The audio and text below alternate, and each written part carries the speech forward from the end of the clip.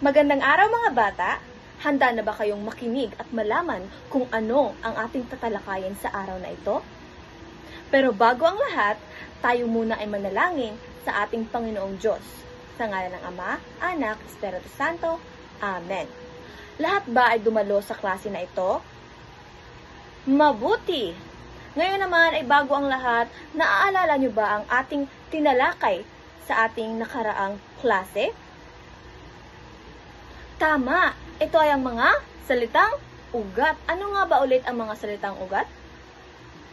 O ay ang mga pangunahing salita o bahagi ng isang salita na naglalaman ng pangunahing kahulugan. Tama! Halimbawa nito ay saya, laro, kain, higa, at iba pa. Bago natin tatalakayin ang aralin natin ngayong araw, sasagutan niyo muna ito. Ito ay may kinalaman sa ating tatalakayin ngayon. Pagkatapos ng larong ito, gusto kong hulaan ninyo ang ating tatalakayin ngayong araw. Naiintindihan po ba? Ang inyong gagawin ay magbuo ng salitang kilos gamit ang mga salita o titik na nasa ibaba. Tapusin ito sa loob ng 5 minuto, isulat ito sa inyong mga papel at ipasa sa susunod nating pagkikita. Naiintindihan po ba? Ngayon ay natapos nyo na ang inyong gawain. May ideya na ba kayo kung ano ang ating tatalakayin ngayong araw? Tama! Ito ay ang panlapi. Ano nga ba ang panlapi? Ang panlapi ay bahagi ng salita na idinaragdag sa salitang ugat upang magbago ang kahulugan nito at upang maging makabuluhan ang ating mga salita.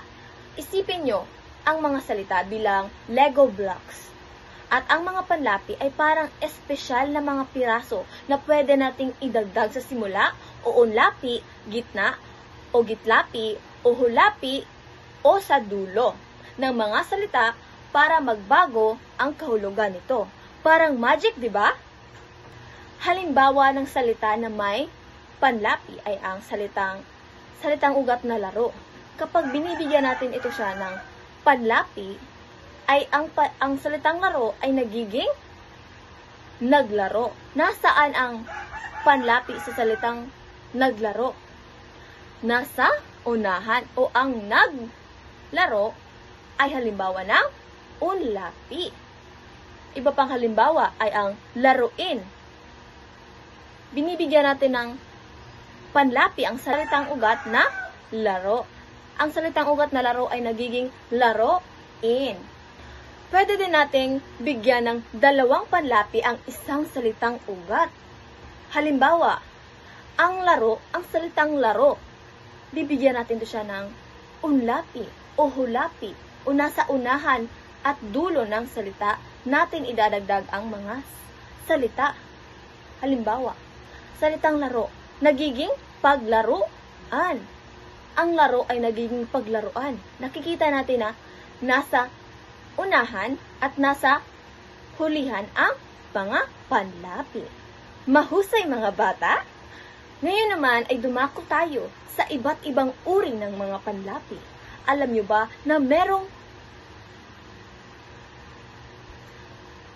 ba na may maraming uri ang panlapi?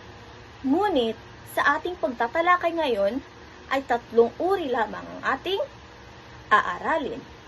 Ang 3 uri ng panlapi na ating tatalakayin ngayon ay ang unlapi, gitlapi, at ang hulapi. Ngayon naman ay sa unlapi. Ang unlapi o unahan ang panlapi. Ito ay ang panlapi na idinadagdag sa unahan ng salitang ugat. Tama, nasa unahan ang panlapi. Ang halimbawa ng panlapi ay salitang ma, na, nag, o pag, at marami pang iba. Halimbawa, sa salitang ugat na ganda. Kapag binibigyan natin ito siya na panlapi na nasa unahan o unlapi, ang salitang ugat na ganda ay nagiging maganda. Ano ang unlapi sa salitang maganda? Tama! Ang ma ay halimbawa ng unlapi. Marami pang ibang halimbawa ang unlapi. Merong mabuti, malinis, mabango, masigla, at marami pang iba. Ngayon naman ay dumako tayo sa pangalawang uri ng panlapi. Ito ay ang gitlapi o nasa gitna ang panlapi o nasa gitna idinadagdag ang mga panlapi. Medyo mahirap ang gitlapi kaya pag-aaralan natin ito ng mas detalyado sa susunod nating diskusyon. Ang halimbawa ng panlapi ay in, an, at iba pa. Halimbawa ng salitang may gitlapi ay ang salitang kumain. Ano ang salitang ugat sa salitang kumain? Tama, ang ay ang gitlapi o nasa gitna na panlapi ang nakikita natin sa salitang kumain. Tama! Iba pang halimbawa ay ang salitang lumakad. Ano ang salitang ugat sa lumakad? Ang lakad. Tama. Ano naman ang gitlapi o ang panlapi na idinadagdag sa gitna ng salita? Sa salitang lumakad. Tama. Ang ay ang idinadagdag na panlapi sa salitang lumakad. Marami pang halimbawa, binasa, sinulat, binili, at iba pa. Kayang-kaya niyong gumawa ng mga salitang may panlapi dahil ito ay madali lang kapag naiintindihan na mabuti. Kaya, dapat makinig sa akin. Ngayon naman sa pangatlong uri ng panlapi. Ito ay ang hulapi o nasa hulihan ang panlapi. Ang panlapi na ito ay dinadagdag sa hulihan ng mga salitang ugat. Ang halimbawa ng hulapi ay ang an, han, in, at an. Halimbawa ng salitang may hulapi ay ang salitang ugat na kain ay nagiging kainan. Nasaan ang panlapi sa salitang kainan? Tama, nasa hulihan o ang an sa salitang kainan.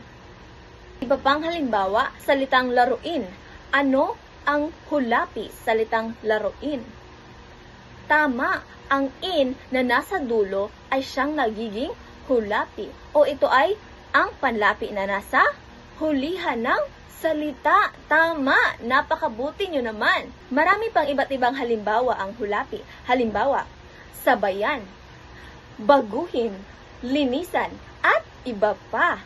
Kaya naman, dapat nating pag-aralan ng iba't ibang uri ng panlapi upang malaman natin kung paano ito idadagdag sa mga salita at paano natin gagawing makabuluhan ang ating mga salita.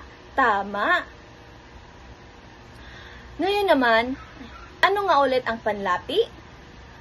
Ito ay bahagi ng salita na idinadagdag sa isang salitang ugat upang baguhin ang kahulugan nito. Tama. Ano naman ang tatlong uri ng panlapi? Ang unlapi, ang gitlapi, at ang hulapi. Ano nga ulit ang unlapi? Ang panlapi ay nasa unahan ng salitang ugat. Ano naman ang gitlapi? Nasa gitna ng salitang ugat ang panlapi. Tama. Ano naman ang hulapi? Nasa hulihan, idinadagdag ang mga panlapi. Tama. Ngayon na naiintindihan nyo na ang panlapi at ang mga uri nito, sasagutan ninyo ang gawain na ito. Ang inyong gagawin lamang ay hanapin ang mga panlapi at tukuyin kung ano-ano ang uri ng panlapi ito.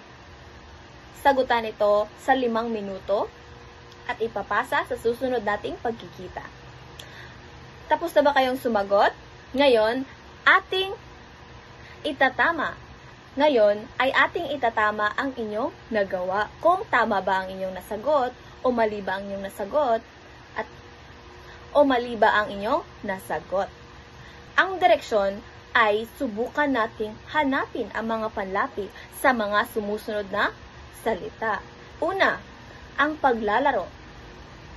Nasaan ang panlapi sa salitang paglalaro? Nasa unahan. Ano ito? Ito ay pag. Tama. At ito ay tinatawag na unlapi o nasa unahan ang panlapi. Pangalawa, nagbabasa. Nasaan ang panlapi sa salitang nagbabasa? Nasa unahan. Dahil ang nagbabasa o ang nag ay makikita natin sa unahan ng salita. Tama. Pangatlo, ang pagkain. Nasaan ang panlapi sa salitang pagkain? Nasa unahan. Ngayon naman ang pang-apat, pagkainan. Nasaan ang mga panlapi sa salitang pagkainan? Nasa unahan at hulihan. Ano ito? Ano ang nasa unahan? Ang pag. Ano naman ang nasa hulihan? Ang an. Tama. Pagkainan. Ang salitang ugat ay kain. At nagiging pagkain kapag dinadagdagan ng panlapi. Ang panglima naman ay lumakad. Saan ang panlapi sa salitang lumakad? Tama, nasa gitna. Nasa gitna ng salitang ugat o ang salitang ugat ay ang lakad. At dinadagdagan ng gitlapi o nasa gitna ng salitang ugat ang Kaya ang salitang ugat na lakad ay nagiging lumakad. Tama. Ngayon naman ay tapos na kayo sa pakikinig sa ating diskusyon. Ibibigay ko na sa inyo ang inyong asignatura na ipapasa sa susunod nating pagkikita. Ito ang inyong sasagutin. Isulat ito sa inyong mga papel at ipasa sa susunod nating pagkikita. Naiintindihan po ba?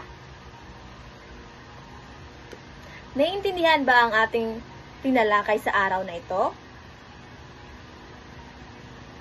Wala na bang ibang katanungan? Maghanda dahil sa sunod dating pagkikita, si ma'am ay magbibigay ng pasulit. Kaya dapat na alamin at pag-aralan ng ating tinalakay ngayong araw. Yun lamang po sa araw na ito. Maraming salamat sa pakikinig. Hanggang sa muli nating pagtatalakay. Paalam at maraming salamat mga bata!